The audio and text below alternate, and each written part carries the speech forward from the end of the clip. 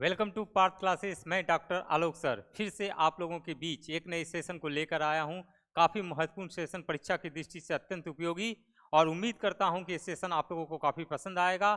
और पसंद आने के साथ साथ परीक्षा में इससे आपके सवाल भी बिल्कुल नहीं छूटेंगे। आजकल देखा जा रहा है कि अगर बायोलॉजी साइंस में अगर सवाल पूछे जाते हैं तो बायोलॉजी से अधिकांशतः सवाल पूछे जाते हैं। और बायोलॉजी में भी अगर बात की जाए तो किस चैप्टर की किस भाग से पूछे जाते हैं, तो बायोलॉजी में अगर सवाल पूछा जाएगा तो कोशिका से, बायोलॉजी में अगर सवाल पूछा जाएगा तो एकदम सवाल कोशिका से पूछा ही जाना है। सवाल एक क्वेश्चन मिनिमम पूछा ही जाना है, क्योंकि कहा जाता है कि जैसे हर सब्जेक्ट में कोई खास चैप्टर किसी का बैकबोन होता है, तो बायोलॉजी का बैकबोन कहा जाता है इस चैप्टर को, सेल बायोलॉजी को। Cell biology is the backbone of biology. जीव विज्ञान की ये रीढ़ की हड्डी है। अगर इसको अच्छे तरीके से आपने समझ लिया तो समझिए आपने 50% बायोलॉजी को अपने दिमाग में सेट कर लिया। तो इसी उम्मीद के साथ आज मैं एक नए टॉपिक को लेकर आया हूं। काफ़ी जानदार शानदार तरीके से ये टॉपिक आप लोगों के बीच, ये वीडियो एक बार देख लेने के बाद आपको कहीं भी किसी भी तरह का कोई वीडियो, कोई बुक पढ़ने की आवश्यकता नहीं है। YouTube पे पहली बार इतने बढ़िया तरीके से आपको ये सेशन देखने को मिलेगा। इस टॉपिक के सवाल को देखने को मिलेंगे, परीक्षा में किस तरह से आते हैं।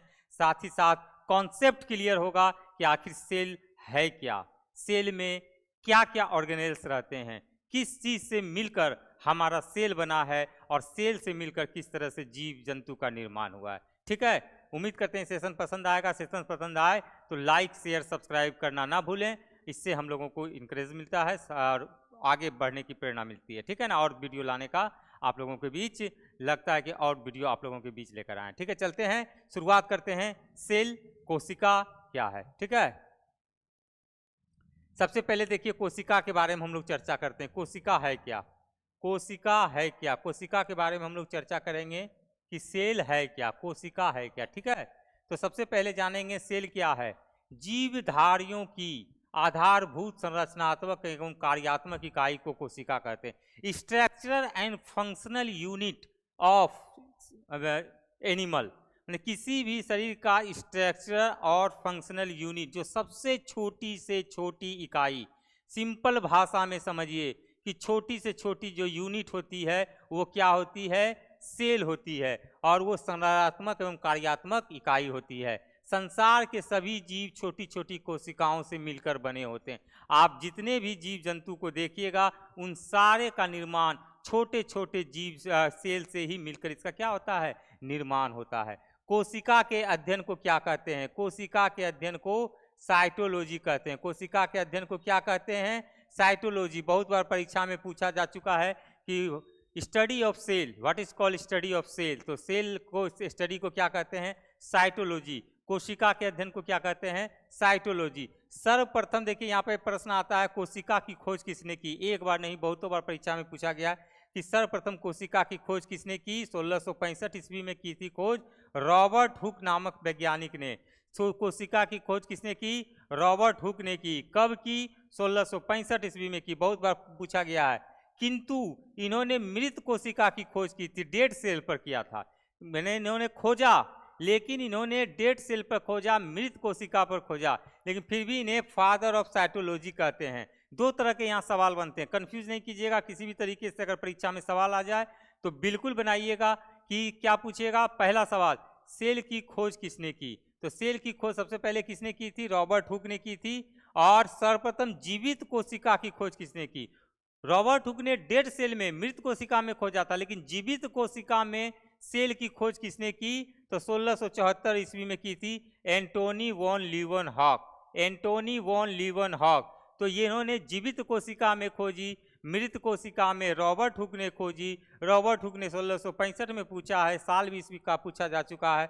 इन्होंने 1664-74 में खोजा है। लेकिन यहाँ पे फादर ऑफ अगर पूछा जाएगा साइटोलॉजी, कोशिका विज्ञान के पिता, तो भाई सबसे पहले खोजने वाले व्यक्ति तो थे रॉबर्ट हुक ने। भले ही वो मृत में खोजे हों या जीवित में, कोई मतलब नहीं है, लेकिन सबसे पहले 1665 में ही रॉबर्ट हुक ने कोशिका को खोजा, इसलिए father of cytology. Father of cytology किसको कहेंगे, तो रॉबर्ट हुक को कहेंगे। कोई इसमें दिक्कत नहीं, कोई कंफ्यूजन नहीं किसी भी तरीके का। आपको याद रखना है father of cytology Robert Hooke. ठीक है, आगे बढ़ते हैं, देखते हैं कोशिका सिद्धांत। उसके बाद कोशिका को तो उन्होंने खोज दिया रॉबर्ट हुक ने, लेकिन उसके बाद फिर इन्होंने एक व्यक्ति आए थे, 2 व्यक्ति, जिन्होंने सेल के थ्योरी को दिया, कोशिका सिद्धांत जिसको हम लोग बोलते हैं, सेल थ्योरी दिया कि आखिर सेल है क्या, कि सेल का डिफिनेशन सिद्धांत क्या है।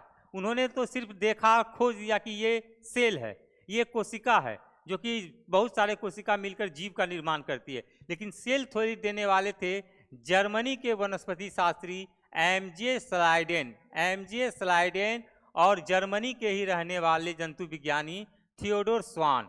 जनरली मिलता है स्लाइडेन एंड स्वान बोलते हैं इसको, स्लाइडेन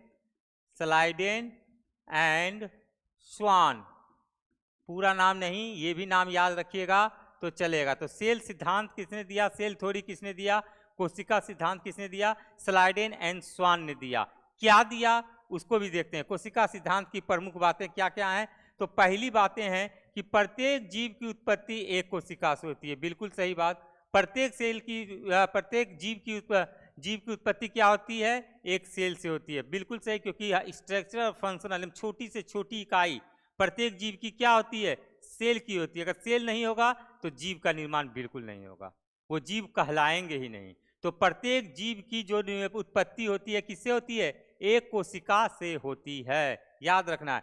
प्रत्येक जीव का शरीर एक या बहुत सी कोशिकाओं का बना होता है। बहुत बार आप लोग बायोलॉजी में पढ़े होंगे यूनिसेलुलर मल्टीसेलुलर, यानी एक कोशिकी या बहुकोशिकी। बहुत सारे जीव आपको डिफरेंट टाइप के जीव मिलेंगे ये धरती पर, ये ब्रह्मांड में देखने को। उसमें आपको किसी जीव का निर्माण एक कोशिका से हुआ है, बहुत सारे जीव में बहुत सारे कोशिकाएं होती हैं। जैसे हम लोग एग्जाम्पल ले सकते हैं मनुष्य, तो हम लोग बहुकोशिकी हैं, मल्टीसेलुलर हैं, ठीक है। तो इनका सेकंड थ्योरी क्या था, प्रत्येक जीव का शरीर एक या बहुत सारी कोशिकाओं का बना होता है।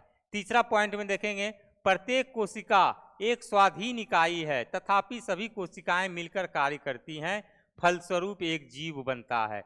माने प्रत्येक कोशिका एक यूनिट है, और वही सब कोशिकाएं क्या करती हैं, छोटी छोटी कोशिकाएं सब मिलके, छोटी छोटी कोशिकाएं सब मिलके क्या करती हैं, एक जो है बड़ा ऐसा जीव का निर्माण करता है। पहले सेल बनाता है, फिर सेल से टिश्यू बनता है, टिश्यू से फिर ऑर्गेन बनता है, फिर ऑर्गेन से ऑर्गेन सिस्टम बनता है, फिर ऑर्गेन सिस्टम से एक जीव का निर्माण होता है। ये पूरी प्रक्रिया फंक्शन है। पिछले वीडियो में मैंने आपको इसके बारे में डिटेल बता दिया था जीवधारियों का वर्गीकरण में।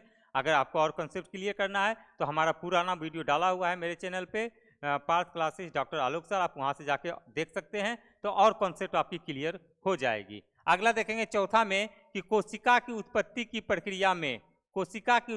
प्रक्रिया में न्यूक्लियस, केंद्रक, याद रखना, कोशिका के उत्पत्ति की प्रक्रिया में केंद्रक मुख्य कार्यकर्ता या सृष्टिकर्ता के रूप में भाग लेता है। यानी अगर कोशिका की उत्पत्ति होती है तो प्रत्येक सेल में, जान लो मेरे भाई, ये सेल है, ये सेल है, ये सेल है, ये सेल है, ये सेल है, ये सेल है, ये सेल है, तो इसमें एक न्यूक्लियस होगा जिसको कि केंद्रक बोलते हैं। और ये केंद्रक क्या करता है, इसका मुख्य कार्यकर्ता, मेन वर्कर होता है, और सृष्टिकर्ता यानी सारे का फॉर्मेशन बनाने का कार्य, कंट्रोलिंग पावर जो है उसी के पास होता है। पूरे सेल का कंट्रोलिंग यूनिट जो कहलाता है वो न्यूक्लियस कहलाता है, केंद्रक कहलाता है। आगे इसका हम डिटेल में वर्णन करेंगे। बस इसके बाद हम लोग एक एक करके क्या क्या सेल में होते हैं और उसका क्या फंक्शन है, क्या कार्य है, सब हम उसके करके चर्चा करेंगे। तो इतना सारे बात कोशिका सिद्धांत हुआ, सेल थ्योरी हुआ, ठीक है। आगे देखेंगे, जानकारी के लिए जान लें, सवाल परीक्षा में बिल्कुल पूछा जाता है, एकदम 100% है कि बिल्कुल ये देखिएगा, जो हम 5 चीज़ लिखे हैं एकदम इसको VVI लिख लेना है। ये सवाल एकदम परीक्षा में पूछे जाते हैं सेल से संबंधित। किस तरह के सवाल पूछे जाते हैं, तो सेल देख लिए कि क्या है, कि स्ट्रक्चरल एंड फंक्शनल यूनिट है, ठीक है, सब छोटे छोटे सेल मिलकर सब जीव का निर्माण करते हैं। तो अब देखना है कि अगर बात किया जाए कि सबसे छोटी कोशिका कौन सी है, सबसे बड़ी कोशिका कौन सी है, तो जितना भी यहाँ पे पृथ्वी पर जीव हैं तो उस समय से सबसे छोटी कोशिका किसकी होगी, तो माइकोप्लाज्मा की होगी। सबसे छोटी कोशिका किसकी होगी, माइकोप्लाज्मा की होगी। देखिए यही सबसे छोटी कोशिका है माइकोप्लाज्मा का। अगर बात कर दिया जाए सबसे बड़ी कोशिका किसकी होती है, तो शुतुरमुर्ग का अंडा। सबसे बड़ी कोशिका किसकी होती है, तो शुतुरमुर्ग का अंडा। सबसे बड़ी कोशिका किसकी होती है, तो शुतुरमुर्ग का अंडा। ये देखिए शुतुरमुर्ग का अंडा है। सबसे बड़ी कोशिका। ये दो प्रश्न हो गया, सबसे छोटी कोशिका, सबसे बड़ी कोशिका। सबसे छोटी कोशिका माइकोप्लाज्मा, सबसे बड़ी कोशिका शुतुरमुर्ग का अंडा। अब अगर बात कर दिया जाए कि मानव शरीर का, हम लोगों के शरीर का सबसे बड़ी कोशिका, सबसे छोटी कोशिका, ये तो हो गया ओवरऑल। लेकिन अगर मानव शरीर का सिर्फ पूछेगा, मानव शरीर का सबसे छोटी कोशिका और सबसे बड़ी कोशिका, तो मानव शरीर का सबसे छोटी कोशिका होता है शुक्राणु, जो कि मेल में पाया जाता है, पुरुष में पाया जाता है स्पर्म बोलते हैं इंग्लिश में, स्पर्म बोलते हैं इंग्लिश में। तो मानव शरीर की सबसे छोटी कोशिका कौन सी हो जाएगी? शुक्राणु, स्पर्म। और मानव शरीर की सबसे बड़ी कोशिका अंडाणु, जिसको बोलते हैं ओवम, ये फीमेल में पाया जाता है, स्त्रियों में पाया जाता है। तो सबसे छोटी कोशिका स्पर्म, शुक्राणु, और मानव शरीर की सबसे बड़ी कोशिका अंडाणु, ओवम का होती है। ठीक है, ये देख लीजिए। अब मानव शरीर की सबसे लंबी कोशिका, एक है सबसे बड़ी कोशिका और एक होती है सबसे लंबी कोशिका। बड़ी कोशिका मतलब आकार में बड़ा, लंबी मतलब साइज में लंबा। तो सबसे लंबी कोशिका तंत्रिका कोशिका बोलते हैं, जिसको न्यूरॉन बोलते हैं। हमारे ब्रेन में होता है न्यूरॉन, यही देखिए कितना लंबा है ना, लंबा। तो सबसे बड़ी लंबी कोशिका कौन सी हो जाएगी? तंत्रिका कोशिका, जिसको बोलते हैं न्यूरॉन। क्या बोलते हैं? न्यूरॉन। तो देखिए 5 तरह का हमारे पास आ गया है। क्या 5 क्वेश्चन एराइज हो गया है? सबसे छोटी कोशिका कौन सी है? माइकोप्लाज्मा। सबसे बड़ी कोशिका कौन सी है? शुतुरमुर्ग का अंडा। मानव शरीर की सबसे छोटी कोशिका कौन सी है? तो स्पर्म। मानव शरीर की सबसे बड़ी कोशिका क्या है? तो मानव शरीर की सबसे बड़ी कोशिका अंडाणु, ओवम है। और मानव शरीर की सबसे लंबी कोशिका न्यूरॉन। ठीक है, ये 5 एकदम VVI है, एकदम पांचों आप लोगों को याद कर लीजिए। कभी ना कभी परीक्षा में जो भी एग्जाम होना जाएगा, एकदम सवाल इससे बिल्कुल आपको देखने को मिलेंगे, इस तरह के सवाल। ठीक है, अब चलिए आगे बढ़ते हैं। यही सेल है हमारा, सेल का बनावट देख सकते हैं। ये पादप कोशिका का सेल है। ये किसका है? प्लांट सेल का है, पादप कोशिका। ये एनिमल सेल है, जंतु कोशिका बोलते हैं, जीव का, जीव जंतु का। ये प्लांट का है। दोनों में देख लेते हैं, सारा लगभग सेम है। ये गोल आकार का होता है, ये चौकोर होता है। ये कैसा होता है? चौकोर होता है। और ये कैसा होता है? गोल होता है। लगभग देखिए ऑलमोस्ट होता है, कोई डिफरेंस नहीं है, थोड़ा बहुत डिफरेंस है, आगे चल के क्लियर करेंगे। एक आपको यही डिफरेंस आ रहा होगा, देखिए ये मोटी है, इसका आवरण जो होता है ना, डबल लेयर का होता है। और ये देखिए एक पतला ऐसा सिर्फ झिल्ली से घिरा हुआ रहता है, सिर्फ पतला ऐसा झिल्ली से। यहीं पर एक आपको बेसिक डिफरेंसेस मिला होगा, ये पतला, ये मोटा।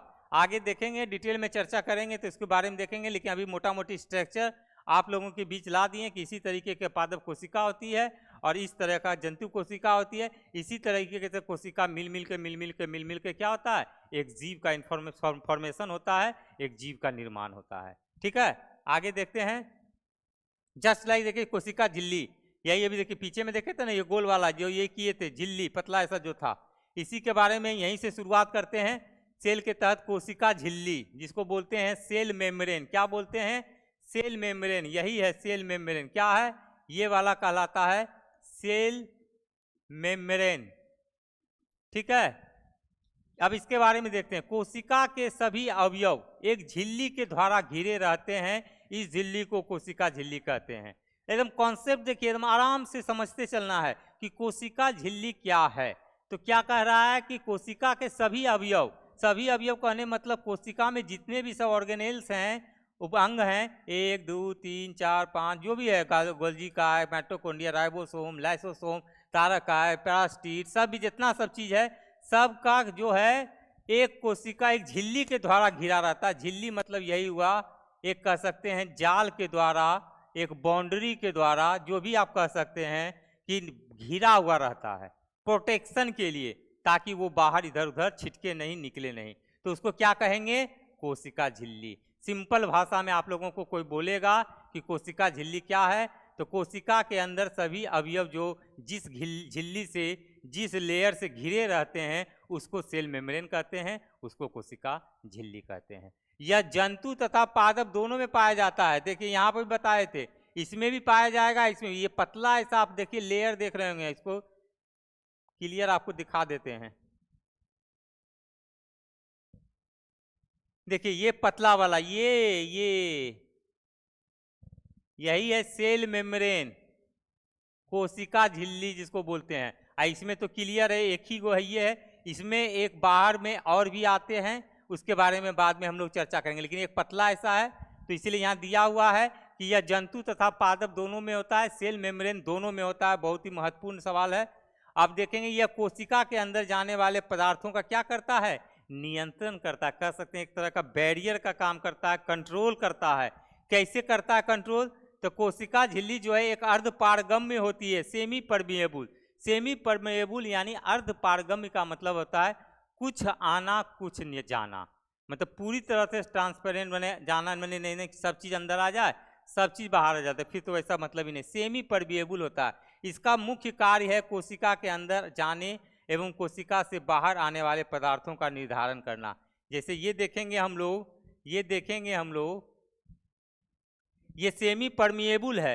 ये क्या करता है कि कोशिका से अंदर जाने वाले, कोशिका के अंदर इधर से कोई चीज जाएगा, बाहर है कोशिका में जा रहा, और फिर क्या कर रहा, अंदर से बाहर, फिर मान लिया इधर अंदर से बाहर आने जाने वाले पदार्थों का क्या करेगा, निर्धारण करेगा कि कौन सा चीज अंदर आना चाहिए, कौन सा चीज अंदर नहीं आना चाहिए। उसी का काम है किसका, सेल मेम्ब्रेन। यही करता है सब जगह से, चारों ओर से जितने भी सब ऑर्गेनेल्स हैं सबको क्या क्या चीज़ चाहिए, क्या चीज़ आना है, कौन सा पदार्थ आना है, कौन सा पदार्थ नहीं आना है। अगर मान लीजिए ये नहीं आएगा तो क्या हो जाएगा, धराधर धराधर धराधर धराधर सब जगह से क्या हो जाएगा, इंट्री पदार्थों का घुसना शुरू हो जाएगा सेल में। अच्छे चीज़ खराब चीज़ सब चीज़ आएंगे और इस तरह से क्या हो जाएगा, डेड सेल डेड हो जाएगा, तो ज़्यादा दिन तक नहीं टिकेगा। तो इसीलिए सब चीज़ के लिए अलग अलग चीज़ के लिए दिया गया है। तो इसका कोशिका झिल्ली का काम यही होता है कि अंदर जाने वाले एवं अंदर से बाहर आने वाले पदार्थों का क्या करता है, नियंत्रण करता है। ठीक है, चलिए अब आगे देखते हैं हम लोग। आगे में देखते हैं अब कोशिका भित्ति। एक देखिए सेल मेम्ब्रेन हम लोग कोशिका झिल्ली जाने हैं, अब जानेंगे कोशिका भित्ति जिसको बोलते हैं सेल वॉल। अभी जस्ट हम देखिए पीछे चर्चा कर रहे थे ये प्लांट सेल का, पादप कोशिका का, अब देखिए इसी का चर्चा होगा, इसी के बारे में। क्या है यह केवल पादपों में पाई जाती है। एकदम VVI पूछता है कि कोशिका भित्ति किसमें पाई जाती है, जंतु कोशिका में या पादप कोशिका में या दोनों में, तो किसमें पाया जाएगा कोशिका भित्ति, सिर्फ और सिर्फ पादप कोशिका में पाई जाती है, केवल पादपों में पाई जाती है। और यह सेलुलोज की बनी होती है। किसकी बनी होती है, सेलुलोज की बनी होती है। एक बार नहीं बहुतों बार परीक्षा में पूछा गया है कोशिका भित्ति किसकी बनी होती है, सेल वाल किसकी बनी होती है, तो सेल वाल सेलुलोज की बनी होती है। किसकी बनी होती है, सेलुलोज की बनी होती है। यह कोशिका को निश्चित आकार एवं आकृति बनाए रखने में सहायक है। यह पेड़ों को कठोरता भी प्रदान करती है। जैसे देखेंगे कि मान लीजिए ये पादप कोशिका है प्लांट में, यह क्या करेगा, एक आकार देता है बाहर से एकदम पैक करके, एकदम जिस तरह का आकार है चौकोर है तो उसको एक मजबूती के साथ आकार प्रदान करता है। ठीक है, और उसको क्या करता है, आकार प्रदान करता है, साथ ही साथ कठोरता प्रदान करता है, मतलब डबल लेयर से घिरा हुआ रहता है। एक तो सेल मेम्ब्रेन है ये है, और बाहर से सेल वाल भी है, मतलब सेल मेम्ब्रेन भी है, सेल वाल भी है, कोशिका झिल्ली भी है, कोशिका भित्ति भी है। और कोशिका भित्ति सिर्फ और सिर्फ पादप में ही पाया जाएगा। और कोशिका भित्ति किसकी बनी होती है, सेलुलोज की बनी होती है। ये वाला पॉइंट याद रखना, पूछता है कि जंतुओं का बना होता है सेल किसका, लिपिड और प्रोटीन का, सेल मेम्ब्रेन, और पादप का जो होता है सेल वाल किसका बना होता है, सेलुलोज का। बैक्टीरिया का होता है किसका बना हुआ, पेप्टिडोग्लाइकन का बना होता है, पेप्टिडोग्लाइकन का बना होता है। और कवक का काइटिन बना होता है। कवक का किसका बना होता है, कवक का काइटिन, कवक का किसका बना होता है, काइटिन, ये याद रखिएगा, कवक का काइटिन। जीवाणु का याद रखिएगा पेप्टिडोग्लाइकन, पेप्टिडोग्लाइकन। और पादप का याद रखिएगा सेलुलोज, जो वहाँ लिखा है, जंतु का लिपिड और प्रोटीन। यही है हमारा सेल वॉल जो कि केवल पादप में पाया जाता है। आगे देखेंगे केंद्रक, न्यूक्लियस के बारे में चर्चा करेंगे। देखिए क्या है केंद्रक, यही है हमारा केंद्रक। कौन है केंद्रक, ये हमारा पूरा सेल है। तो सेल में यहाँ पर रहता है क्या, केंद्रक रहता है, जिसको बोलते हैं न्यूक्लियस। क्या काम है केंद्रक का, तो कोशिका के मध्य में एक रचना होती है जिसे केंद्रक कहते हैं। ये देखो है ना कोशिका जी, कोशिका है ना, तो कोशिका के बीच में है ना ये, इसी को कहा जाता है केंद्रक। यह पादप कोशिका और जंतु कोशिका दोनों में पाया जाता है, प्लांट सेल में भी और एनिमल सेल में भी। यानी सिंपल भाषा में समझना, ये प्लांट में भी पाया जाएगा, जीव जंतु में भी पाया जाएगा। जितने जीव जंतु, खाली मनुष्य नहीं, सारे जीव जंतु, घोड़ा, कुत्ता, बंदर, गाय, जितना भी है, छोटा चूहा, छिपकली, सब जितना भी है, कबूतर, पक्षी जो है, सब की चीज में, यानी जंतु कोशिका और पादप कोशिका दोनों में पाया जाता है। यह कोशिका का सबसे प्रमुख अंग है, मेन ऑर्गेन। कोशिका का सबसे मेन ऑर्गेन कौन सा है? ये न्यूक्लियस है, क्योंकि यह कोशिका के प्रबंधक के रूप में कार्य करता है, यानी उसको नियंत्रित करता है। प्रबंधक मतलब क्या होता है? मैनेजर। सारा चीज, ये न्यूक्लियस जो है पूरे सेल को क्या करता है? कंट्रोलिंग करता है, नियंत्रित करता है, इसलिए कि उसको प्रबंधक के रूप में भी कार्य करता है। किसको क्या चाहिए वो नियंत्रित करते रहता है, देखते रहता है, केंद्र में रह के। ओ माइटोकॉन्ड्रिया, तुम्हारा काम क्या है जी? ऊर्जा देना। ओ लाइसोसोम, पाचन वाला काम है ना तुमको, अगर एंजाइम वाला, चलो फटाक से डालो। गोल्जी उपकरण, तुमको क्या? ट्रांसपोर्टेशन का काम है, तुमको यहाँ से वहाँ पहुँचाना है फटाफट। मैंने सबको नियंत्रित यही करता है कि ये काम करो, ये काम करो। जितने भी सारे सेल हैं सबका ये क्या करता है? कंट्रोलिंग करता है। इसीलिए इसको क्या कहते हैं? कोशिका का दिमाग, ब्रेन ऑफ सेल। किसे कहा जाएगा? हाँ, ब्रेन ऑफ सेल। किसको कहा जाएगा? न्यूक्लियस को कहा जाएगा, केंद्रक को। ब्रेन ऑफ सेल क्यों कहा जाएगा? इसलिए क्योंकि सारा कंट्रोलिंग पावर यूनिट है। किसको? पूरे सेल को जीवित रहने के लिए, माने स्टेबल रहने के लिए कैसे क्या करना है, सबको निर्देशित करते रहता है। सबको कहने का मतलब जितने भी सारे ऑर्गेनेल्स हैं, माइटोकॉन्ड्रिया, राइबोसोम, लाइसोसोम, गोल्जी का, तारक का, जितना भी चीज है, सभी को वो क्या करता है? निर्देशित करते रहता है। कैसे करता है आगे भी बताएंगे। इसकी खोज किसने की थी? इसकी खोज रॉबर्ट ब्राउन नामक वैज्ञानिक ने की थी, 1831 में की थी। अब देखेंगे न्यूक्लियस में रहता क्या है, न्यूक्लियस का निर्माण कैसे होता है, फॉर्मेशन कैसे होता है। तो इसमें डीएनए, आरएनए और गुणसूत्र पाए जाते हैं। पूछ देगा कि केंद्रक का निर्माण किससे होता है, या केंद्रक में क्या पाए जाते हैं, इनमें से क्या नहीं पाए जाते हैं। दे देगा डीएनए, आरएनए, गुणसूत्र, या कुछ और दे देगा माइटोकॉन्ड्रिया। तो भाई तो सेल में रहता है, न्यूक्लियस में तो रहता नहीं है, तो हम आंसर डिफरेंशिएट कर सकते हैं माइटोकॉन्ड्रिया। तो न्यूक्लियस में क्या क्या होगा? डीएनए, आरएनए और गुणसूत्र पाए जाते हैं। इसमें 70 से 80% क्या रहता है? प्रोटीन। 10% क्या रहता है? डीएनए। 2 से 3% क्या रहता है? आरएनए। तथा 3 से 5% क्या रहता है? लिपिड पाया जाता है। यही इसका फॉर्मेशन है। 70 से 80% प्रोटीन, 10% डीएनए, 2 से 3% आरएनए तथा 3 से 5% लिपिड पाया जाता है। तो ये केंद्रक का हो गया स्ट्रक्चर। डीएनए, आरएनए आगे इसका महत्वपूर्ण चैप्टर है, उसके बारे में जब आएंगे चर्चा करेंगे। एक लंबा इसका टॉपिक ही है। Deoxy ribose nucleic acid, ribo nucleic acid, दोनों का अलग अलग काम है, फंक्शन दोनों का अलग अलग है। अगला देखेंगे अंतःप्रद्रवी जालिका, जिसको इंग्लिश में बोलते हैं इंडोप्लाज्मिक रेटिकुलम, और हर जगह शॉर्ट में लिखा हुआ मिलेगा ईआर।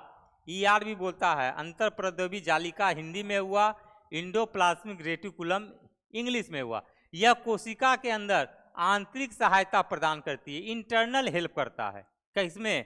सेल में, कोशिका के अंदर। ये देखिए, यही आपका बनावट है। किसका बनावट है? इंडोप्लाज्मिक रेटिकुलम का। यही स्ट्रक्चर है। 2 तरह का इंडोप्लाज्मिक रेटिकुलम होता है, देखेंगे यह 2। इसकी सबसे पहले देख लेते हैं इसकी खोज। इसकी खोज किसने की थी? Keith porter. इंडोप्लाज्मिक ईआर का खोज कौन किया था? कीथ पोर्टर, अल्बर्ट क्लाउडे और Ernest Fullam. Ernest Fullam, Albert Claude, Keith Porter. सीधा याद रखिए, पोर्टर, क्लाउडे, फुलम, ये तीनों ने मिलकर ईआर इंडोप्लाज्मिक रेटिकुलम की खोज की। यह 2 प्रकार के होते हैं। एक होते हैं चिकनी अंतःप्रद्रवी जालिका, जिसको बोलते हैं स्मूथ इंडोप्लाज्मिक रेटिकुलम, या एसईआर, शॉर्ट में ही जानता है एसईआर मिलेगा, यानी समझ लेना smooth endoplasmic reticulum. Smooth endoplasmic reticulum, चिकनी अंतःप्रद्रवी जालिका। ठीक है, यही है स्मूथ। कहाँ गया स्मूथ वाला? देखिए है ना, चिकना लग रहा है जी।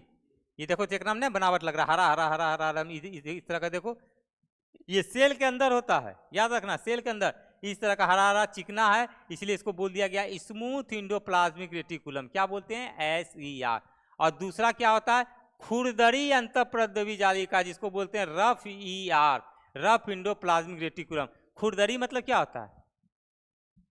खुरदरा जहाँ पर मैंने कि ऊपर खबर हो, जरा सा चिकना नहीं हो, थोड़ा सा हाथ अगर दो वहाँ पर तो खुरखुरा टाइप का मिलेगा। कैसे मिलेगा? यहाँ है ना, बिंदा बिंदा बिंदा बिंदा बिंदा बिंदा बिंदा बिंदा बिंदा बिंदा है ना जी, सब में तो ये खुरदरा है। अगर यहाँ पर हाथ दोगे तो क्या होगा, खड़खड़ खड़खड़ खड़खड़ टाइप का लगेगा। तो इसीलिए इसको बोलते हैं रफ इंडोप्लाज्मिक रेटिकुलम, यानी खुरदरी अंतर प्रद्रवी जालिका, खुरदरी रफ इंडोप्लाज्मिक रेटिकुलम, इसको इंग्लिश में बोलते हैं RER। और जस्ट देखिए ये स्मूथ है, यहाँ पर छुइएगा चिकना लगेगा, स्मूथ चिकना, रफ मतलब खुरदरा। तो ये ही हो गया आपका रफ इंडोप्लाज्मिक। छोटका छोटका दनमा जो है ना, ये राइबोसोम है, आगे चर्चा करेंगे। और यहीं पर देखिए न्यूक्लियस रहता है, इसको राइबोसोम बोलते हैं। किसको, ये सब जो पियर का दनमा है।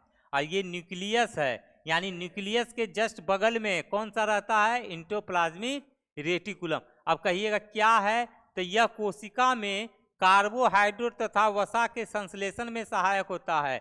यह कोशिका में, सेल में कार्बोहाइड्रेट और वसा फैट का क्या करेगा, सिंथेसिस करेगा, संश्लेषण करेगा। जो आता है ना, जो हम लोग बाहर से लेते हैं कार्बोहाइड्रेट और वसा जो लेते हैं, उसका यह क्या करेगा, सिंथेसिस करेगा, संश्लेषण करेगा। खुरदरी का क्या काम है, खुरदरी का है कि यह बाहरी झिल्ली के ऊपर छोटे छोटे कण रहते हैं जिन्हें राइबोसोम कहते हैं। और राइबोसोम प्रोटीन संश्लेषण में सहायक होता है। इसलिए ये रफ इंडोप्लाज्मिक रेटिकुलम ये क्या कर देगा, इसको बोल सकते हैं ये प्रोटीन संश्लेषण में सहायक होता है। क्यों, क्योंकि उस पर राइबोसोम रहते हैं, इसलिए रफ का भी क्या काम है, प्रोटीन संश्लेषण का काम है, प्रोटीन से संबंधित काम है। दो तरह का सिंपल भाषा में समझना है एकदम, इतना आप चीज को ध्यान में न रखते हुए सिर्फ और सिर्फ इतना जानिए कि इंडोप्लाज्मिक रेटिकुलम कितने प्रकार के, इंडोप्लाज्मिक रेटिकुलम कितने प्रकार के, दो, कौन कौन, स्मूथ और rough. Smooth endoplasmic reticulum SER, rough endoplasmic reticulum RER। अगर सिंपल भाषा में पूछे कि स्मूथ इंडोप्लाज्मिक रेटिकुलम का क्या काम है, क्या काम है स्मूथ इंडोप्लाज्मिक रेटिकुलम का, मतलब कार्बोहाइड्रेट और वसा का क्या करेगा, संश्लेषण करेगा सेल में, यही काम है। रफ का क्या काम है, तो प्रोटीन संश्लेषण, प्रोटीन से संबंधित कार्य करेगा। वो कार्बोहाइड्रेट और वसा, और रफ वाला प्रोटीन। क्यों, क्योंकि देखो यहाँ पर इसी में रफ में ये दाना दाना के रूप में क्या रहता है, राइबोसोम। और राइबोसोम का काम है सिर्फ प्रोटीन निर्माण करना, प्रोटीन संश्लेषण करना। आगे हम लोग देखेंगे, बहुत बार सवाल परीक्षा में पूछा गया है, ठीक है। अब देखिए, हाँ, जब अभी राइबोसोम का चर्चा कर रहे थे ना, देखो राइबोसोम आया, यही दाना दाना वाला नहीं था, उसमें भी देखो पीछे वाला फोटो ध्यान से देखो, देखो अच्छा से और समझ लो, एकदम कॉन्सेप्ट क्लियर रखो, कभी भी दिक्कत नहीं होगा भविष्य में। देखो ये दाना दाना है ना जी, तो रफ पर है क्या, राइबोसोम, यही राइबोसोम है ना, राइबोसोम छोटा यहाँ हो गया, और यहाँ इस पर देखिए बड़ा में दिख रहा है, तो ये दाना दाना वाला राइबोसोम हो गया। तो राइबोसोम प्रोटीन संश्लेषण, तो रफ वाला भी क्या करेगा, प्रोटीन संश्लेषण, ठीक है। अब आइए राइबोसोम के बारे में। यह पादप कोशिका और जंतु कोशिका दोनों में पाया जाता है। किस में पाया जाएगा, पादप कोशिका और जंतु कोशिका दोनों में पाया जाएगा। इसकी खोज कौन किया था, प्लेडे। इसकी खोज किसने की थी, प्लेडे ने की थी, जॉर्ज ई प्लेडे ने की थी। किसकी खोज, राइबोसोम की खोज। यह कोशिका का सबसे छोटा अंग होता है। जितना भी कोशिका में अंग है, कोशिका में जितने सारे अंग हैं, उस समय से सबसे छोटा अंग कौन सा होगा। अरे भाई तुम लोग भी देख के बता सकते हो, तुम लोग भी पढ़ रहे हो, देखो कितना छोटा, इससे छोटा कोई सेल में है, देख लो, अगर देखना है तुमको दिखा देते हैं हम तुरंत। इतना बड़ा ये देखो सेल है, तो ये सेल में सब में से बताओ, ये इतना बड़ा है, ये इतना बड़ा, ये इतना बड़ा, ये सब इतना बड़ा है, लेकिन ये जो बिंदा देख रहे हो कितना छोटा छोटा बिंदा है, यही राइबोसोम है। तो छोटा हुआ ना सबसे छोटा, तो सबसे छोटा वही होता है, ठीक है।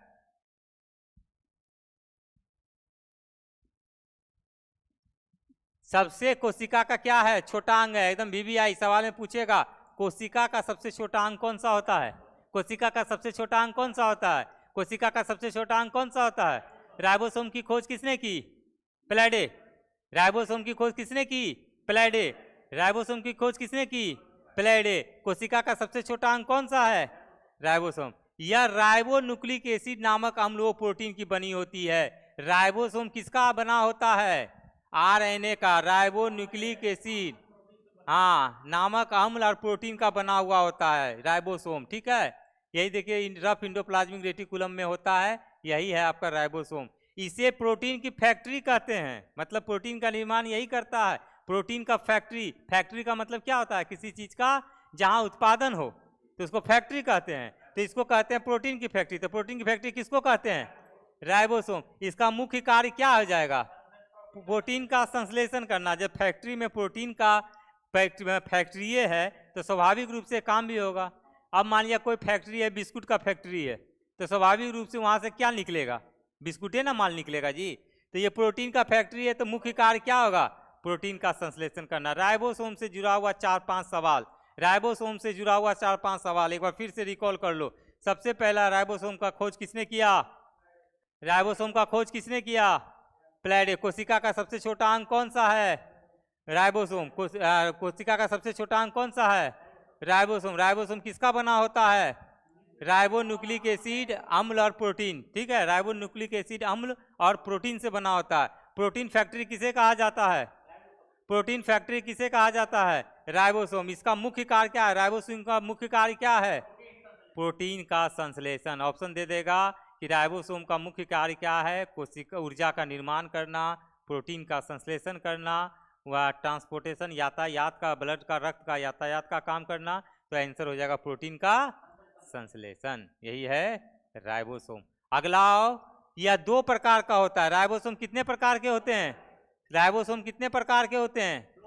राइबोसोम कितने प्रकार के? 2 प्रकार के, एक 70S और एक 80S। देख लीजिए, 70S और 80S, ये 2 प्रकार का है ना जी। तो 70S क्या हो जाएगा? एकदम आकार में क्या हो जाएगा? छोटा। और ये क्या हो जाएगा? आकार में एकदम बड़ा, क्योंकि नाम से भी, डिजिट से भी लग रहा है। 70 छोटा, 80 बड़ा। 70 छोटा, 80 बड़ा। 2 प्रकार का ribosome, 70S 80S, 70S 80S। मतलब अच्छा ये जान रहे हैं एस का मतलब क्या होता है? ये जो एस लिखा हुआ है, ये इसको कहा जाता है सेडिमेंटेशन। ठीक है, सेडिमेंटेशन। वो उसमें उतना डिटेल में जाना है नहीं, ऐसा पूछा जाता है नहीं, इसलिए वैसी बातों को नहीं। लेकिन जानकारी के लिए जान लीजिए कि अगर कहीं मिल जाए 70S 80S, तो इसका मतलब होता है 70S का मतलब 70 सेडिमेंटेशन, 80 सेडिमेंटेशन। ठीक है, उदाहरण के रूप में ले लेंगे माइटोकॉन्ड्रिया और बैक्टीरिया। यह सब क्या होता है? 2 प्रकार का होता है। 70S ये माइटोकॉन्ड्रिया में और बैक्टीरिया में पाया जाएगा, और 80S राइबोसोम किस में पाया जाएगा? ये विकसित पौधे और जंतु, विकसित पौधे और जंतुओं। क्या आप में? अब एक सवाल पूछते हैं, इतना तो आप लोग देखे, बताइए हम लोगों में या आप में 70S पाया जाएगा या 80S राइबोसोम? हाँ एकदम बता दी। 70 मारेंगे ना तो ठीक है कर देंगे। यहाँ सामने में लिखा है, यहाँ 2 है, अकबका के बोलता है एकदम। बाराती में जाना है कि हैं? क्या लिखा हुआ है? विकसित पौधे और जंतुओं में। तो तुम तो विकसित हो ना जी, तब तो जंतुए ना हम लोग हैं, एनिमल हम लोग हैं। तो हम लोग में कौन सा राइबोसोम पाया जाएगा? 80S। और ये किस में पाया जाएगा? कार में छोटा होता है, तो छोटा में पाया जाएगा जी। तो छोटा है तो माइटोकॉन्ड्रिया और बैक्टीरिया। बैक्टीरिया सबको देख सकते हो, अपने आंख से देख सकते हो बैक्टीरिया को? नग्न आंखों से बैक्टीरिया को नहीं देखा जा सकता है, उसको माइक्रोस्कोप से हमरा नियर 50 को चश्मा लगेगा, पावर के इतना मोटा चश्मा लगेगा, तब देखेंगे बैक्टीरिया को। जो बड़का बैक्टीरिया रहता है तनी मनी देखियो लेते हैं, लेकिन जो एकदम सूक्ष्म बैक्टीरिया होता है माइक्रोस्कोप से ही देखा जा सकता है। तो हमारे शरीर में कैसा पाया जाएगा राइबोसोम? 80S। 2 तरह के राइबोसोम कितने प्रकार के होते हैं? 70S और 80S। राइबोसोम को हम देख लिए थे, क्या पूरा कार्य है? प्रोटीन फैक्ट्री कहा जाता है। मुख्य कार्य प्रोटीन का संश्लेषण है, कोशिका का सबसे छोटा अंग है, इसका निर्माण राइबो न्यूक्लिक एसिड और प्रोटीन से होता है। इसकी खोज प्लेडे ने की थी। यह पादप कोशिका, जंतु कोशिका दोनों में पाया जाता है। ठीक है,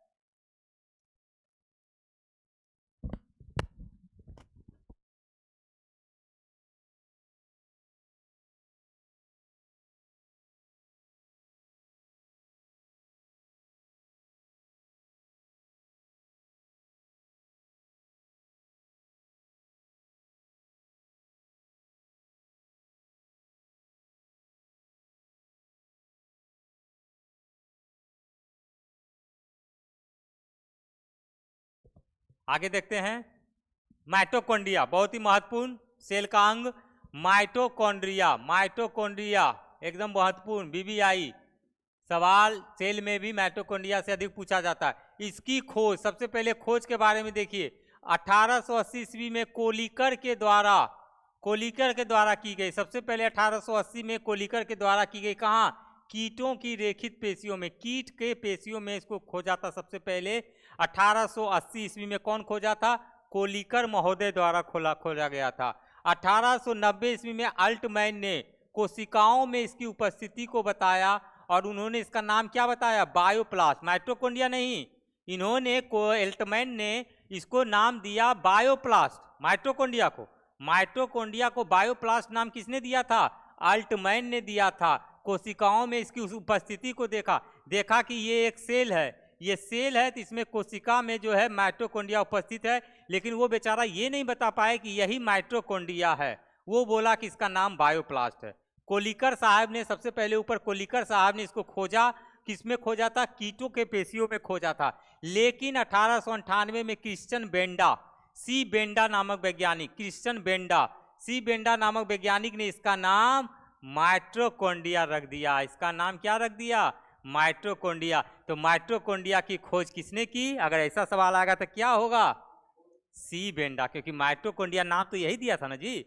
तो इसीलिए इसके खोज के श्रेय किसको जाता है, सी बेंडा को जाता है, क्रिश्चियन बेंडा को जाता है। लेकिन सवाल अगर दूसरे तरीके से पूछ जाए कि माइटोकॉन्ड्रिया को बायोप्लास्ट किसने कहा था, तब अल्टमैन कहा था। माइटोकॉन्ड्रिया को सबसे पहले किसने देखा था, कोलिकर ने देखा था। 3 तरह के सवाल है, किसी भी तरीके से पूछे तो कंफ्यूज नहीं कीजिएगा। अल्टमैन बायोप्लास्ट कहा था, वही तो ठीक, तो अल्टमैन है ये, हाँ ऑप्शन में। अगला देखेंगे, यह कोशिका द्रव में पाई जाने वाली गोलाकार अथवा सूत्राकार रचनाएं होती हैं। यह कोशिका द्रव, साइटोप्लाज्म कोशिका द्रव होता है। देखिए ये जो है कोशिका द्रव्य है, इसका जो ये बाहरी झिल्ली काला वाला,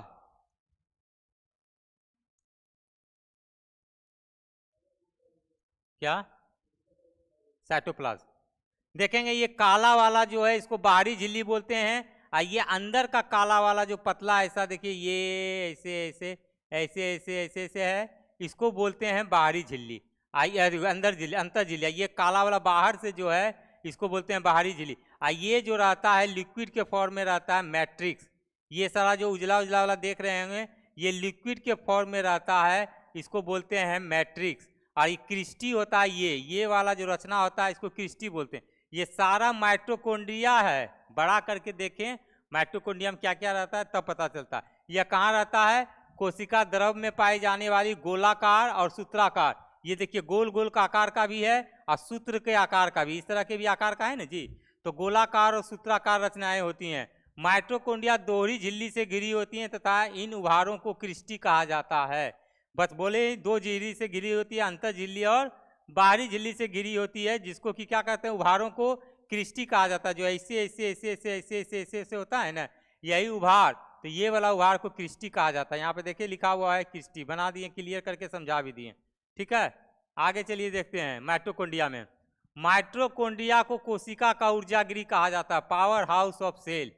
क्या कहा जाता है, power house of cell. Power house of क्या कहा जाता है, cell. Power house of cell किसे कहा जाता है, पावर हाउस ऑफ सेल किसे कहा जाता है, माइटोकॉन्ड्रिया को। क्यों, क्योंकि यह कोशिका का क्या करता है, निर्माण करता है, कोशिका उत्पन्न करता है। एनर्जी का फॉर्मेशन कहाँ होता है सेल में, माइटोकॉन्ड्रिया में, इसलिए उसको क्या कहा जाता है, पावर हाउस ऑफ सेल, कोशिका का ऊर्जागृह। कोशिका माइटोकॉन्ड्रिया में कोशिका श्वसन से संबंधित कार्य एटीपी करता है। एटीपी का निर्माण एवं भोजन का ऑक्सीकरण होता है, ठीक है। एटीपी का मतलब क्या होता है, एडिनोसिन ट्राइफॉस्फेट, ये भी जानना चाहिए। एटीपी का फुल फॉर्म क्या होता है, एडिनोसिन ट्राइफॉस्फेट। कोशिका के भीतर श्वसन और एटीपी का निर्माण इसका मुख्य कार्य होता है, जिससे ऊर्जा फॉर्मेशन होता है। कोशिका के भीतर श्वसन और एटीपी का निर्माण, और एटीपी के बाद ही क्या होता है, ऊर्जा बनती है। तब इसीलिए इस सेल को कहा जाता है, सेल को इससे क्या मिलता है, ताकत मिलता है, ऊर्जा मिलता है। कभी भी हम लोग देखो थक जाते हैं, चल रहे हैं, पढ़ा रहे हैं, हम लोगों को एनर्जी अगर कम हो गया, यानी समझिए माइटोकॉन्ड्रिया का लेवल हम लोगों का क्या हो रहा था, शांत होता जा रहा। तब जाके वो क्या होता है, एटीपी का फिर निर्माण करेगा, धीरे धीरे धीरे धीरे। अभी शांत बैठ जाएंगे, थोड़ा देर बैठ जाएंगे, तो धीरे धीरे क्या होगा, वो फॉर्मेशन होता जाएगा, तैयार होता जाएगा, फिर धीरे धीरे धीरे धीरे एनर्जी बढ़ जाएगा, बरकरार हो जाएगा, ठीक है। तो यही कार्य है, इसलिए इसको पावर हाउस ऑफ सेल कहा जाता है। अगला देखिए महत्वपूर्ण अंग सेल का लाइसोसोम। यही देखिए हमारा लाइसोसोम का बनावट है, यही लाइसोसोम का बनावट है, स्ट्रक्चर इसी तरीके का लाइसोसोम रहता है। देख लो हमारा शरीर कैसे कैसे बना है, एकदम जानकारी के लिए। सेल सबसे छोटा है, और सेल में भी क्या क्या चीज होता है, सेल में भी क्या क्या चीज होता है उसके बारे में देखो हम लोग पढ़ रहे हैं। सेल में भी क्या है, छोटा छोटा चीज, माइटोकॉन्ड्रिया पढ़े और क्या पढ़े, सेल मेम्ब्रेन पढ़े, न्यूक्लियस पढ़े, और माइटोकॉन्ड्रिया के बाद आपको ये पढ़े राइबोसोम पढ़े, और अब आइए क्या पढ़ रहे हैं, लाइसोसोम पढ़ रहे हैं। तो लाइसोसोम क्या है, लाइसोसोम की खोज किसने की, क्रिश्चियन डी डूबे। सिर्फ याद रखिए डी डूबे, डी डूबे। लाइसोसोम की खोज किसने की, डी डूबे ने की। लाइसोसोम की खोज किसने की, डी डूबे ने की थी। यह कोशिका के अंदर पाचन का कार्य करता है। कोशिका के अंदर क्या काम करता है, डाइजेशन का काम करता है, पाचन का कार्य करता है। जितना हमारे शरीर में है हर जगह सेल है, क्योंकि हमारे शरीर का निर्माण ही छोटे छोटे सेलों से मिलकर बना है, और सेल में होता है लाइसोसोम। अगर पर्टिकुलर कर दिएगा पाचन का काम कहाँ होता है, तो पाचन का काम यहाँ होता है, लेकिन पाचन का काम वहाँ सेल है। सेल के अंदर भी क्या है, लाइसोसोम है। लाइसोसोम का काम क्या है, यही कोशिका के अंदर पाचन का कार्य करता है। सिम पूछेगा कि लाइसोसोम या कोशिका के अंदर पाचन का कार्य किसके द्वारा की जाती है, माइटोकॉन्ड्रिया, लाइसोसोम, राइबोसोम, गोल्जी का। वो तो हो गया, वो तो छोटी आंत बना कैसे, छोटी आंत का निर्माण कैसे हुआ, तुम्हारा हाथ का निर्माण कैसे हुआ, कान का निर्माण, नाक का निर्माण कैसे हुआ, छोटा छोटा छोटा छोटा कोशिका से बना ना जी। कोशिका से क्या बना, टिश्यू, उत्तक, उत्तक से क्या बना, अंग से, अंग से क्या बना, अंगतंत्र, ऑर्गेन सिस्टम, और फिर ऑर्गेन सिस्टम से क्या बना, पूरा जीव का फॉर्मेशन तैयार हुआ। तो वही है, तो छोटा है कोशिका, कोशिका के अंदर लाइसोसोम। इसके अंदर क्या होता है, जल अपघटक एंजाइम होते हैं, जिसको बोला जाता है हाइड्रोलाइटिक एंजाइम, यही पचाने का काम करता है। जल अपघटक एंजाइम बोलते हैं हाइड्रोलाइटिक एंजाइम, एकदम महत्वपूर्ण VVI। लाइसोसोम में क्या होता है, हाइड्रोलाइटिक एंजाइम होता है। लाइसोसोम में क्या होता है, हाइड्रोलाइटिक एंजाइम पाया जाता है, जो कोशिका के अंदर का कोई अंग यदि काम नहीं करता है तो यह उस अंग को क्या कर देता है, नष्ट कर देता है। हम क्लियर समझाएंगे अभी तुरंत, 1 मिनट खाली वेट कीजिए। जब पूरी कोशिका कार्य नहीं करती है तो ये फट जाती है, जिससे पूरी कोशिका क्या होती है, नष्ट हो जाती है। इसलिए इसे आत्महत्या की थैली, सुसाइडल बैग कहा जाता है। एक बार नहीं, लाखों बार परीक्षा में पूछा गया है, आत्महत्या की थैली किसे कहा जाता है, आत्महत्या की थैली किसे कहा जाता है, किसे कहा जाता है, बोलो ना, तो खाना खाने आया है क्या, आत्महत्या की थैली किसे कहा जाता है, लाइसोसोम। सुसाइडल बैग किसको कहा जाता है, लाइसोसोम। अब देखिए ये तो सारा बुक में लिखा हुआ है सुसाइडल बैग कहा जाता है, लेकिन क्यों कहा जाता है, क्यों कहा जाता है, उधर का भी लाइट जला लीजिए, ठीक है। तो हम बता देते हैं कि देखिए क्या लिखा हुआ है, कोशिका के अंदर यदि कोई अंग काम नहीं करता है तो यह उस अंग को क्या करता है, नष्ट कर देता है। जब पूरी कोशिका कार्य नहीं करती है तब यह फटता है। अब इसको हम क्लियर समझाते हैं आपको। देखिए जब जीव का हम पूरा सेल का पूरा फोटो दिखाते हैं तब आपको समझ में आएगा।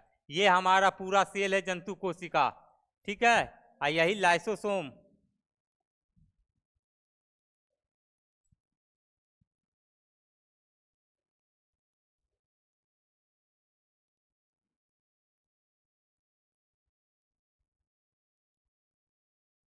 ये देखो लाइसोसोम है ना यहाँ पर, ठीक है, पूरा सेल हमारा है।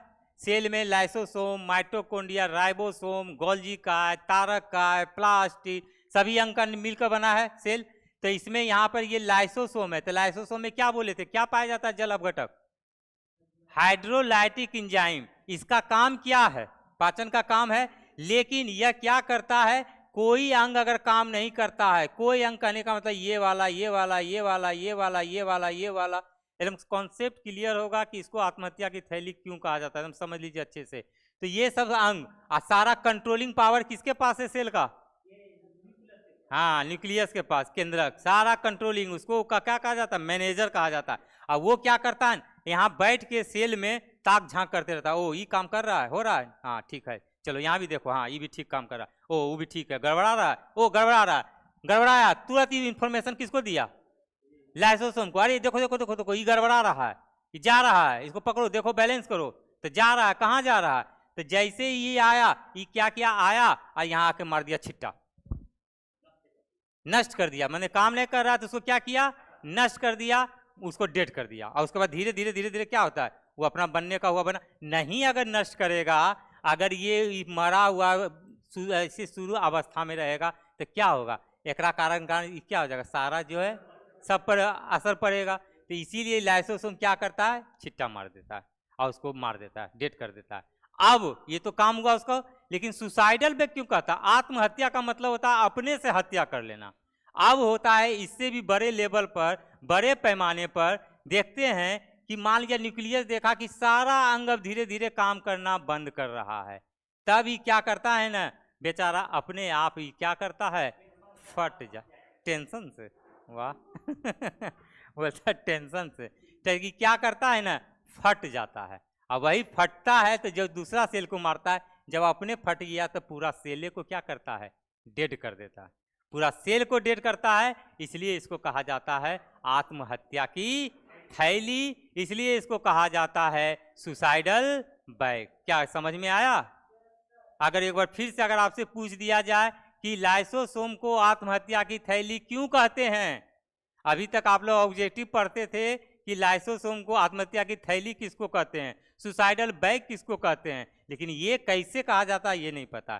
तो इस सिंपल भाषा में आप ठेठ भाषा में समझा दीजिएगा किसी को कि देखो क्यों कहा जाता है, हम तुमको बताते हैं कि हमारे सेल में लाइसोसोम का काम होता है पाचन करने का, और पाचन करने का काम होता है, साथ ही साथ कोई सेल के अंदर अंग काम नहीं करता है तो उसको क्या करता है, हाइड्रोलाइटिक एंजाइम के कारण उसको मार देता है, क्योंकि अगर नहीं मारेगा तो पूरा सेल उससे प्रभावित हो जाएगा। और जब सारा सेल का अंग जो है डेड होने लगता है, मर जाता है, तो ये अपने आप फिर क्या हो जाता है, कहेगा कि जब सब चला गया तो हम अकेले रह के यहाँ भजन करेंगे क्या, तो वो अपने आप भी फट जाता है, और अपने फटता है पूरा सेल को क्या होता है, डेड हो जाता है, मर जाता है। तो अपने से फटा इसलिए आत्महत्या, जब अपने से कोई हत्या करता है तो उसको क्या बोलते हैं, सुसाइड, आत्महत्या, इसलिए इसको सुसाइडल बैग कहा जाता है। ठीक है, इतना क्लियर हो गया? अब चलो आगे देखें, लाइसोसोम पढ़ रहे थे, यहां तक हो गया, आत्महत्या की थैली कहते हैं। अब आगे आइए, गोल्जी काय, ये भी कोशिका का एक महत्वपूर्ण अंग है जिसको इंग्लिश में बोलते हैं गोल्जी बॉडी। क्या बोलते हैं, गोल्जी बॉडी। ये सब नाम आ रहा होगा, समझ रहे हैं कि नहीं? सेल के अंदर सब पाया जाता है, और हमारा पूरा शरीर का निर्माण किससे हुआ है, सब सेल से। एकदम स्ट्रक्चरल एंड फंक्शनल यूनिट हमारा सेल है। सेल से टिश्यू, टिश्यू से ऑर्गन, ऑर्गन से ऑर्गन सिस्टम, ऑर्गन सिस्टम से जीव का, पूरे बॉडी का निर्माण हुआ है, जीव जंतु का निर्माण हुआ है। ठीक है, तो ये उसी में एक छोटा सा है, यह गोल्जी बॉडी महोदय यही है, ये हमारा पूरा सेल है। समझो यहाँ पर पूरा सेल है, सब है इसमें, माइटोकॉन्ड्रिया, राइबोसोम, लाइसोसोम, सारा चीज है इसमें, न्यूक्लियस। और यहीं पर ये जो पर्पल कलर का देख रहे हो, देखो इसको क्लियर अलग से देखोगे तो यही है गोल्जी बॉडी। तो यहाँ पर रहेगा ये, और ये गोल्जी बॉडी है। इसकी खोज की थी कैमेलियो गोल्जी, नामे पे अपने रख दिया था, और गोल्जी नाम था इसलिए इसको बोल दिया गोल्जी बॉडी। तो कैमेलियो गोल्जी ने इसकी खोज की। इसका काम सिर्फ और सिर्फ क्या है, पदार्थों का परिवहन करना, यानी यातायात में सहायक, इसलिए इसे यातायात प्रबंधक कहते हैं, ट्रांसपोर्ट मैनेजर कहते हैं। बस ये बेचारा खाली यहाँ बैठल रहेगा, किसी को कुछ घटा, लिया उठा पहुंचा दिया, वहां घटा यहाँ से उठा वहां पहुंचा दिया, वहां घटा इधर से उधर पहुंचाना, मैंने दिन भर खाली किसको घटा बढ़ा, ट्रांसपोर्ट के रूप में इधर उधर घूमने का काम करना, सब जगह पहुंचाना। तो ट्रांसपोर्ट मैनेजर यानी पदार्थों का परिवहन का कार्य सेल का कौन सा अंग करता है, सेल का कौन सा अंग यातायात प्रबंधक कहलाता है, गोल्जी काय, गोल्जी बॉडी। ठीक है, बस इतना ही, 2 पॉइंट इसमें जानना। अब आइए तारक काय, जिसको इंग्लिश में बोलते हैं सेंट्रोसोम। क्या बोलते हैं, सेंट्रोसोम, तारक काय।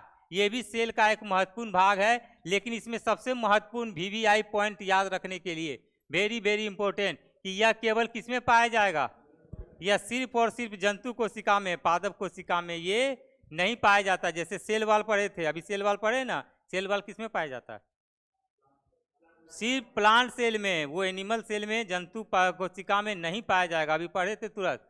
यह जो है बेलन जैसी रचना है, बेलना टाइप का देख रहे हो ना, ये मारने का काम आता है, बेलन जैसी रचना देख रहे हो, सब बेलन जैसा है, बनावट देख रहे होंगे ना जी, डंटा टाइप का, पतला टाइप का, बेलन टाइप का, तो इसी को कहते हैं। यहाँ पर देखो बन है सब, यहाँ पर ये तारक का, यह केंद्रक के पास मौजूद रहती है, यह कोशिका विभाजन में सहायक होता है। यह कब काम करता है और क्या काम करता है तारक का, जब सेल डिवीजन होती है ना, सेल है ये टूटा, मान लीजिए सपोज दैट ये सेल है, ये टूटा, यह हमारा सेल ही है, ये मैंने उंगली में हमारा सेल है वो टूट गया, तो उसी समय ये क्या करता है ना, तारक का जिसको बोलते हैं सेंट्रोसोम, भाग लेता है, बाकी कहीं इसका कोई उपयोग नहीं है। तो कोशिका विभाजन के समय कौन सा भाग लेता है? कोशिका विभाजन के समय कौन सा भाग लेता है? तारक का है। वहीं तो नीचे में स्विच है।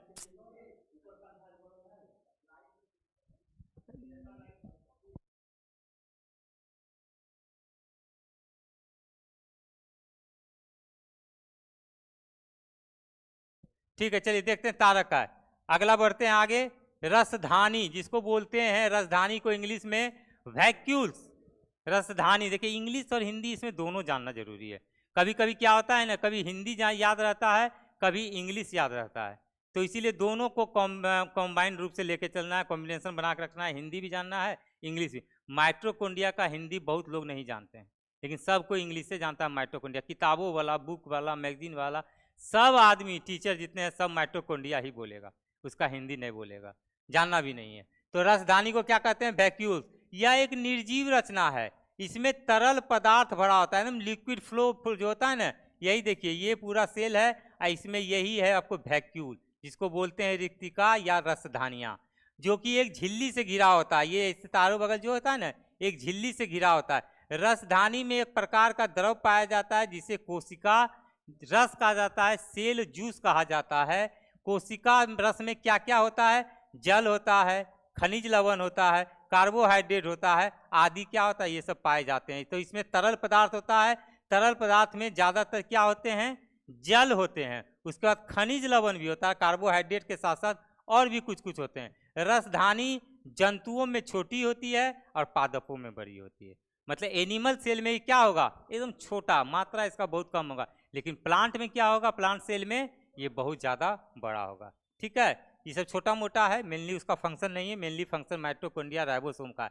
ये देखिए जानना बहुत जरूरी है, इससे सवाल पूछे जाते हैं। लवक, लवक जिसको कहते हैं प्लास्टिड, लवक का इंग्लिश क्या हो गया?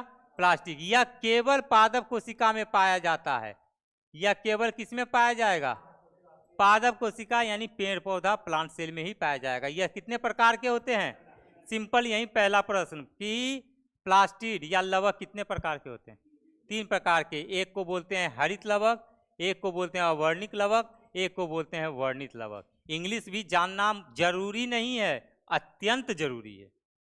इंग्लिश जानना अत्यंत जरूरी है। हरित लवक को कहते हैं क्लोरोप्लास्ट, अवर्णित लवक को कहते हैं ल्यूकोप्लास्ट, और वर्णित लवक को कहते हैं क्रोमोप्लास्ट। कभी कभी इंग्लिश भी देगा और हिंदी भी देगा, इसलिए दोनों जानना अत्यंत जरूरी है। ठीक है, तो हरित लवक, क्लोरोप्लास्ट, ये जानते हैं कि हरित लवक क्या है। एक एक करके सबका चर्चा करेंगे। तो हरित लवक यह भोजन का निर्माण करता है। हरित लवक का सिर्फ काम, मेनली काम क्या है? यह भोजन का क्या करता है? निर्माण करता है, फॉर्मेशन ऑफ फूड। क्या? किससे? यह पत्ती तथा तनों में पाया जाता है। आप जब पेड़ पौधा देखिएगा तो तना जो होता है स्टेम होता है, और पत्ती जिसको लीफ बोलते हैं, पत्ता, उसमें क्या होता है? यह वहीं पाया जाएगा। कौन पाया जाएगा? क्लोरोप्लास्ट। और इसके अंदर एक हरे रंग का पर्णलित पिगमेंट होता है, हरा रंग का पिगमेंट होता है। उसी को क्या कहते हैं? सहायता से पौधा जो है प्रकाश संश्लेषण करता है, क्योंकि उसमें ग्रीन कलर होता है, और उसी कलर से रंग से क्या करता है? फोटोसिंथेसिस का कार्य करता है, और फोटोसिंथेसिस के रूप में ही फिर क्या करेगा? यह भोजन का निर्माण करता है। पौधा भोजन कैसे करता है? सूर्य के प्रकाश के संश्लेषण के द्वारा ही ना करता है जी। तो ये इसके अंदर एक हरे रंग का पर्णरित यानी पिगमेंट होता है, और इसी की सहायता से पौधा प्रकाश संश्लेषण करता है। हरित लवक को इसलिए पादप कोशिका की रसोई कहा जाता है, kitchen of plant cell. Kitchen of plant cell किसको कहते हैं? क्लोरोप्लास्ट को, हरित लवक को किचन ऑफ प्लांट किसे कहा जाता है? क्यों कहा जाता है?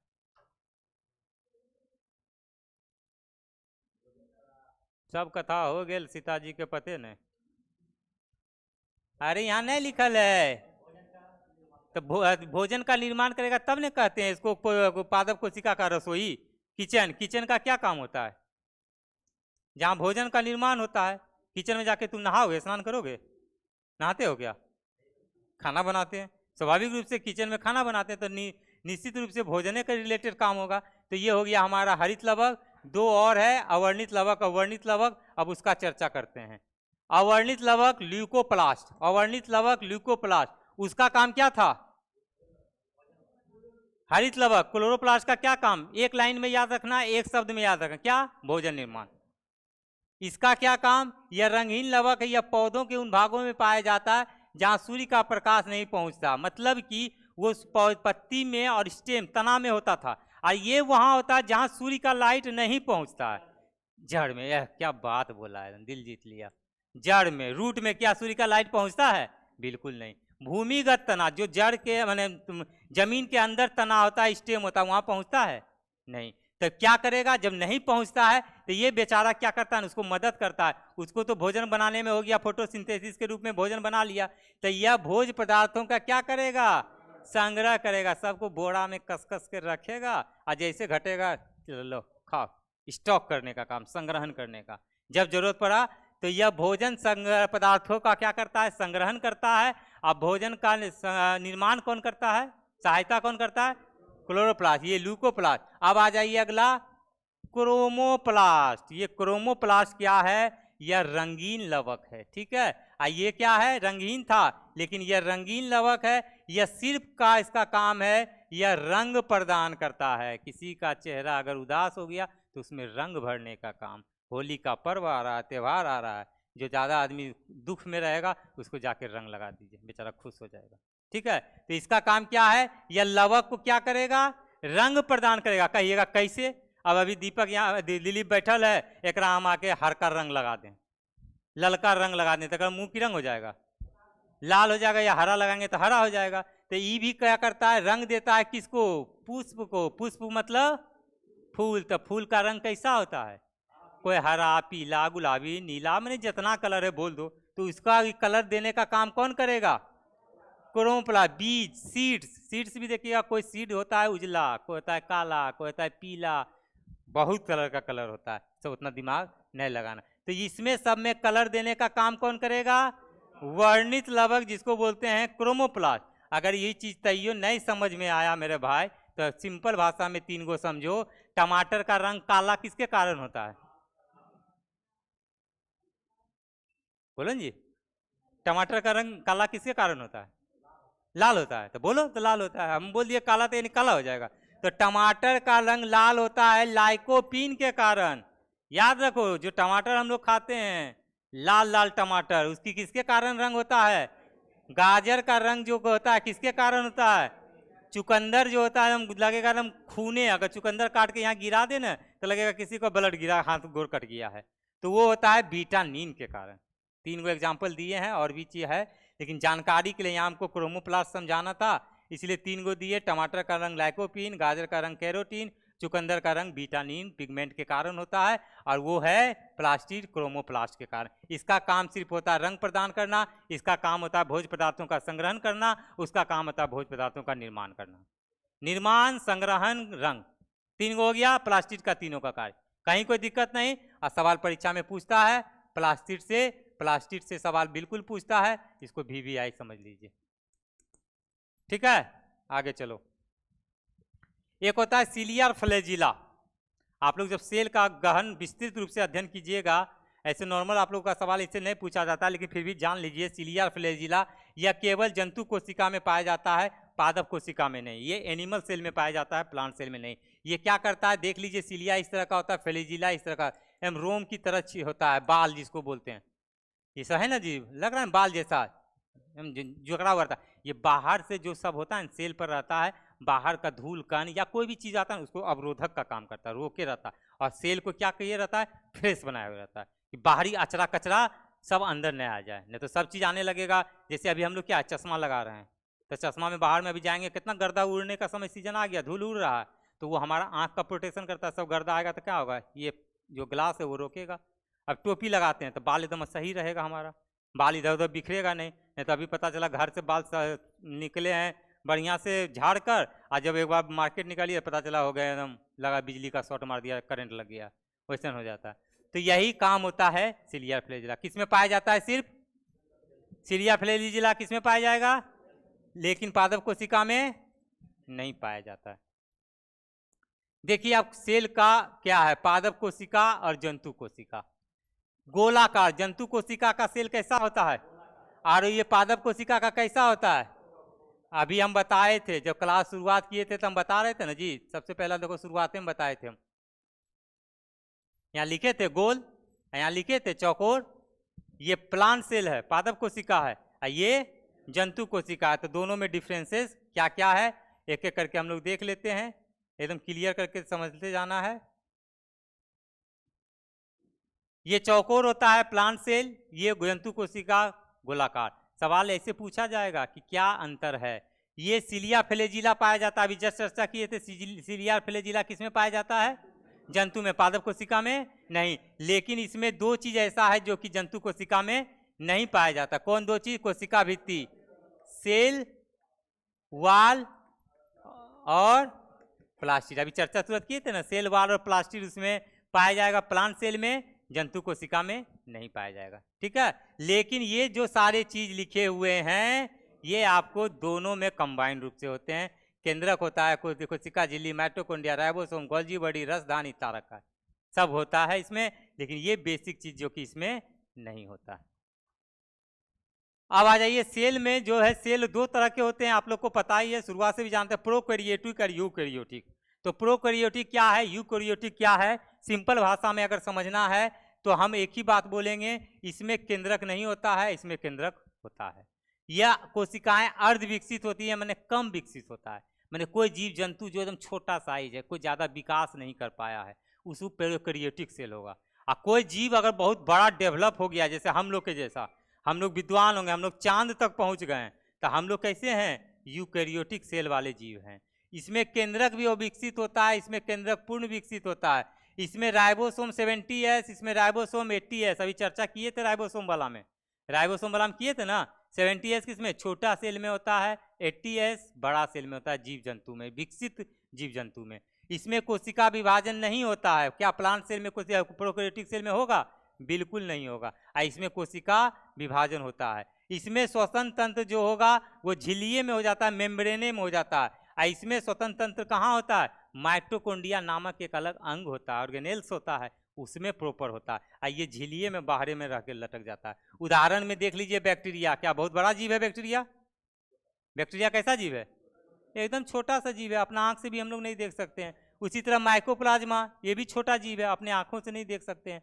उदाहरण के रूप में अब इसमें आ जाइए कि यह क्या है? पौधा। पौधा एकदम स्वाभाविक रूप से इतना वो भी पौधा होता है, इतना बड़ा पौधा होता है।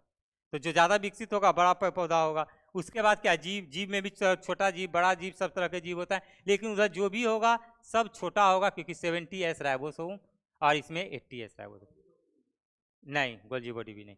तो ये आपको हो गया, ये बैक्टीरिया, माइकोप्लाज्मा किसके उदाहरण है? Prokaryotic cell. और पौधा और जीव जो डेवलप्ड हैं वो किसके उदाहरण है? यूकैरियोटिक के उदाहरण है। कुछ क्वेश्चंस है, देख सकते हैं, बना भी सकते हैं। कोशिका के वैज्ञानिक अध्ययन को क्या कहते हैं? किस ब्रिटिश वैज्ञानिक ने 1665 में क्यों खोज किया था? निम्नलिखित में कौन सी सबसे बड़ी ज्ञात कोशिका है? अभी हम चर्चा किए थे, बता दिए थे, शुतुरमुर्ग का अंडा। देखिए सब अगर देख लीजिएगा सब शुरुआत से। हाँ क्या बोले?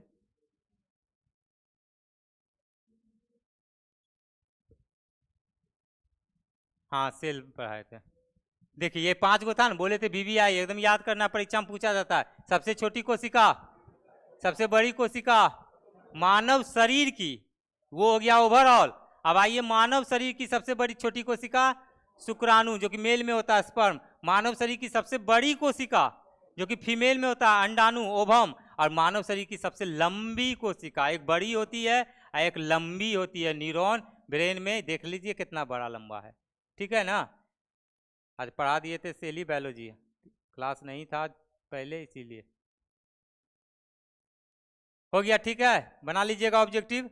तो आज के सेशन के लिए सेल बायोलॉजी काफ़ी महत्वपूर्ण, थोड़ा लंबा वीडियो है, लेकिन कॉन्सेप्ट आप, उम्मीद है कि आपको ये वीडियो बिल्कुल पसंद आएगा और सवाल इससे बिल्कुल पूछे जाएंगे, एक भी सवाल नहीं छूटेंगे। तो इस वीडियो को देखें, अच्छा लगे तो लाइक और कमेंट जरूर करें। मिलते हैं नए वीडियो में नए सेशन के साथ, तब तक के लिए जय हो।